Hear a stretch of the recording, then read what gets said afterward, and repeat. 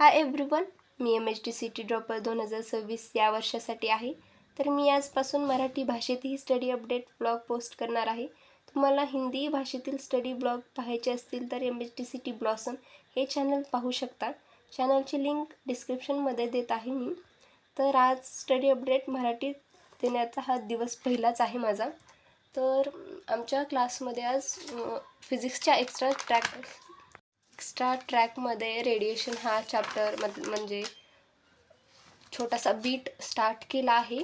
तर मी त्याच्या नोट्स जरा मेसी टाईपच बनवल्या आहेत फास्ट लिहिण्यामुळे. आणि आता रविवारी केमिस्ट्रीची एक्झाम होणार आहे.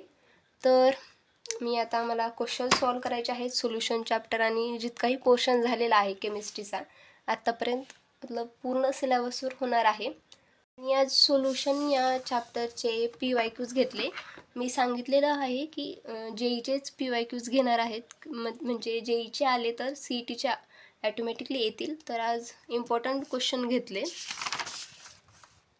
आणि मॅथला म्हणजे कंटिन्युअस प्रॅक्टिस पाहिजेच आणि लागते, म्हणून एवढीची मी ॲप्लिकेशन सॉल्व केली आज 2.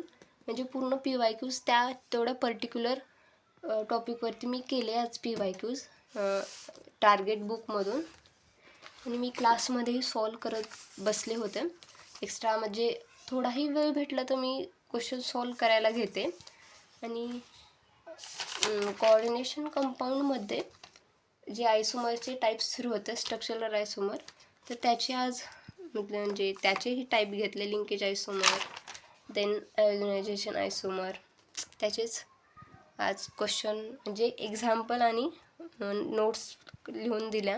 एवढी चॅप्टरसाठी स्ट्रेट लाईन चॅप्टर हा खूप म्हणजे इम्पॉर्टंट बेसिकसाठी ठरतो.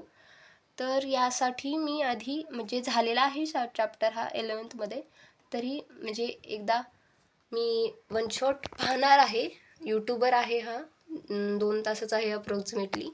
तर मला हाही थोडासा म्हणजे डाऊट असतील तर मी ॲपवरून लेक्चर्स करणार आहे डिटेलमध्ये. माझ्या हिंदी चॅनलमध्ये सांगितलेलं होतं की आज आमची प्रोबॅबिलिटी डिस्ट्रीब्युशन आणि बायनॉमियल डिस्ट्रीब्युशनवरती टेस्ट घेणार होते, बट घेतलेली नाही आहे. मंडेला घेणार आहेत ते.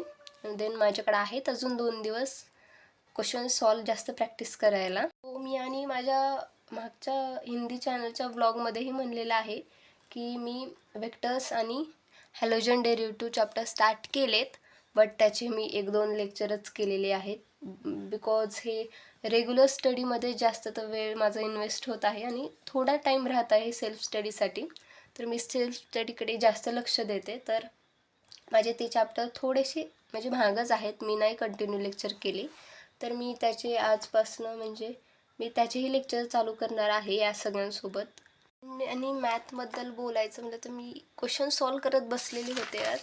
मी जे नोटबुकमध्ये क्वेश्चन घेतलेत सरांनी, मी तेच फर्स्ट सॉल्व केले. नंतर एकदा रिव्हिजनसाठी परत म्हणजे जे इम्पॉर्टंट क्वेश्चन होते, जे CETमध्ये होते इम्पॉर्टंट आलेले, तर मी तेच सॉल्व केले. म्हणजे जसं की हे रिपीटेड हे आहेत, मोस्ट रिपीटेड म्हणजे हे आपल्याला येण्यासारखे आहेत आता 2026च्या एक्झाममध्ये. जर तुम्हाला मी लिहिलेल्या नोट्स पाहिजे असतील फिजिक्स, केमिस्ट्री किंवा मॅथच्या, तर तुम्ही माझ्या टेलिग्राम चॅनलला जॉईन करू शकता. मी त्याचीही लिंक डिस्क्रिप्शनमध्ये देते. तुम्हाला माझे हिंदी भाषेतले आधीचे व्लॉग्स पाहायचे असतील तर तुम्ही MHTCT ब्लॉसम या चॅनलला तुम्ही सर्च करून मी लिंक डिस्क्रिप्शनमध्ये देते, तुम्ही चेक करू शकता.